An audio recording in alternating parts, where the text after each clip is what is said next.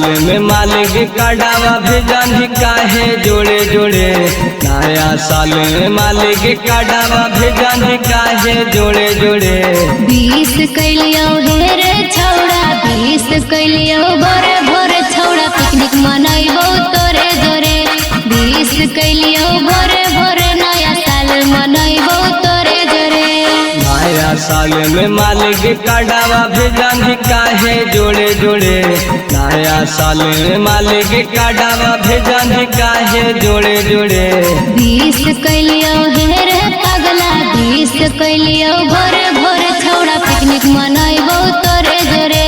20 कैलियो भोरे भोरे नया साल मनाइबो तोरे जोरे।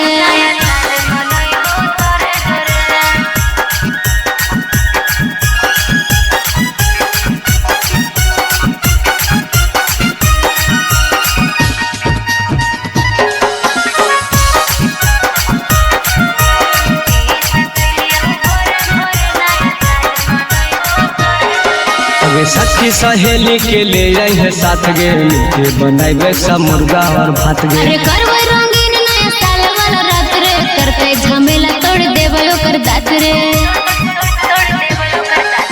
सखी सहेली के ले जाए साथ गे मिलके बनाइबे सब मुर्गा और भात गे। अरे करवे रंगीन नया साल वाला रात रे करते झमेला तोड़ देबे ओकर दात रे। मुर्गा कटाई बहुतुरे लगनुआ हामा हुका जोड़े जोड़े।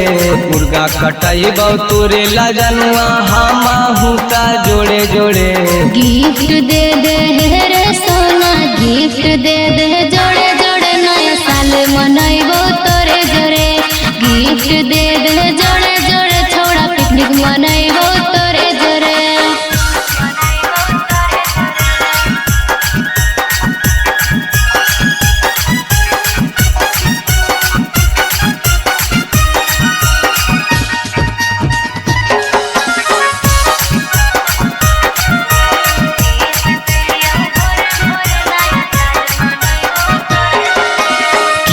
गिफ्ट में तोरा दीपाली देरी न करे बता दे तू हाली। गिफ्ट में हमरा चाहे कनवाली नहीं देही छौड़ा त दे देबो गाली। की दियो गिफ्ट में तोरा दीपाली देरी न करे बता दे तू हाली। गिफ्ट में हमरा चाहे कनवाली नहीं देही छौड़ा त दे देबो गाली। चंदन संगे रातौ निरंजन पार्टी मनाइतौ तोरे जोरे। चंदन संगे रातौ निरंजन पार्टी मनाइतौ तोरे जोरे।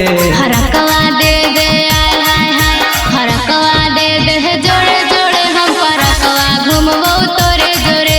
हरकवा दे दे जोड़े जोड़े नया साल मनाइबो तोरे जोरे। presented by Colors Recording Studio, Chewala।